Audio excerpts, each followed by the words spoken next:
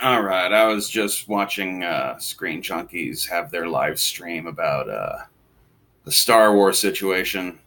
I was reading some of the comments and listening and got tired of it and dropped out. But here's my three basic thoughts on how this could all be fixed, quote unquote.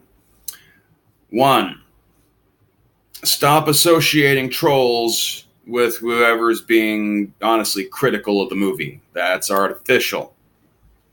Trolls are taking advantage of the situation that Star Wars is really popular and gaining a lot of political and newspaper attention because it's controversial now. And so they're infesting various social media accounts and doing their typical thing that they do, that they'll move on to another corpse when they smell something better. Uh, and as has been happening in the past with that community, that people who are trying to maintain the status quo are trying to hang those who are against the status quo as being just more of those trolls. And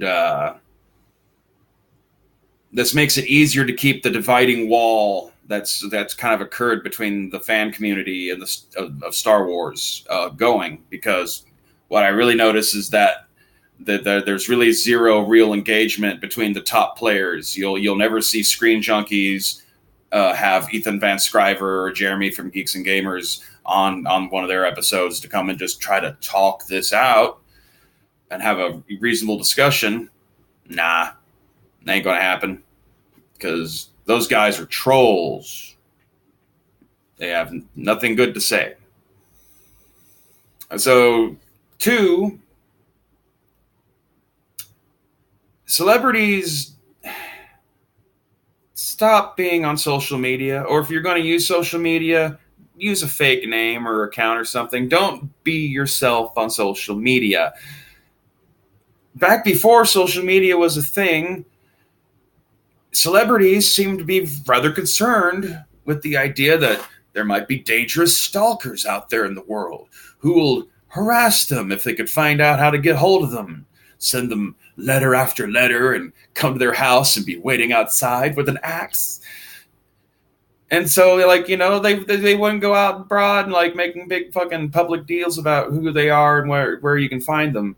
And whereas the internet is kind of like a nebulous ether space, you inhabit part of it, and celebrities declaring themselves on the internet, whereas like these people don't know where your house is and can't come find you necessarily that way unless they're really good at hacking or some shit. On the internet, like they'll just fucking just swarm the shit out of you now. So maybe you shouldn't have had a fucking Twitter account or Instagram account. I'm talking about like everyone who's got any moderate amount of fame. Unless you're specifically one of those weird breed of like famous only because of social media people. And as soon as you can get away from that, get the fuck away from that. Albeit you're probably more conditioned to be able to survive it since you got to where you are in the first place. A third thing, well, I guess I sort of covered it when I was talking about the first thing, but yeah, there needs to be like an actual real conference between who the community of Star Wars fans as a whole views as the main representatives of their sides, not necessarily who CNN or Fox or MSNBC would choose, or who Disney would choose, or who Lucasfilm would choose, but who, like, we as a conglomerate seem to put the most faith in our opinion. Like I said, like have Jeremy from Geeks and Gamers and Ethan Van Sciver from Comics Artist Pro Secrets come onto an episode of Screen Junkies. I'm sure both of those guys could rustle up enough cash for airplane tickets to go out to LA for a couple days. Time it right isn't no Star Wars Celebration is going to be in Chicago or something, isn't it? I don't know. I don't even really care anymore.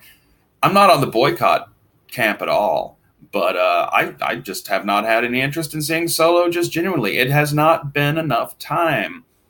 The Star Wars movies are like once a generation. Like every 20 years, we get three, and like the Marvel movies, you kind of can accept that because comic books, we're used to getting them like once a month. So you're used to like, oh yeah, it's another fucking issue, you're ready for it. And so that pre-training kind of makes it easy for the Marvel movies to just keep coming one after another. And you're like, yeah, I got to find out what's going on. It's not like that with Star Wars, especially since they just completely threw out all their IP with the expanded universe, which also doesn't, to me, that's one of my complaints about how they've been running things.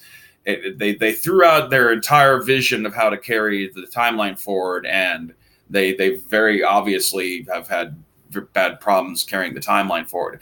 I liked The Last Jedi. It was of the Disney era produced Star Wars movies that I consider it the only real good one. But part of that problem of the movie, though, and my complaint about it in a way, is that it makes the lack of direction in the rest of everything they've been doing, save for Rebels, just like glaringly obvious. The fact is, the ending of Episode 8 is how the trilogy should end. That was a trilogy ending way to Luke Skywalker fades to black. Rey and the very last little bit of the Resistance, like they're off to go, rebuild. And like, oh, look, little kids, one day they'll grow up and they'll be Jedis, and that'll be the next set of movies 20 years from now. That's how the end of that movie felt, which makes Episode 9, everything I hear about it, it's like, well, that just sounds like the beginning of a new trilogy of movies. That it's apparently like it's got to end a trilogy by completely reestablishing what's going on. Great. So, like we need to have these conversations. Like they're not everyone on the shill side is shills. In fact, next to none of them, except for like paid reporters for like entertainment magazines, are actually shills. A lot of people with YouTube channels like make their living off YouTube. Getting invited to go see like the opening night premiere of whatever early is cool, but that's not the same as getting a paycheck. That doesn't buy loyalty the same. It buys you them keeping their mouth shut as long as the embargo lasts. And that's all it gets you as a company. So as soon as that embargo's up, they can just shit all over your fucking piece of crap movie if they want.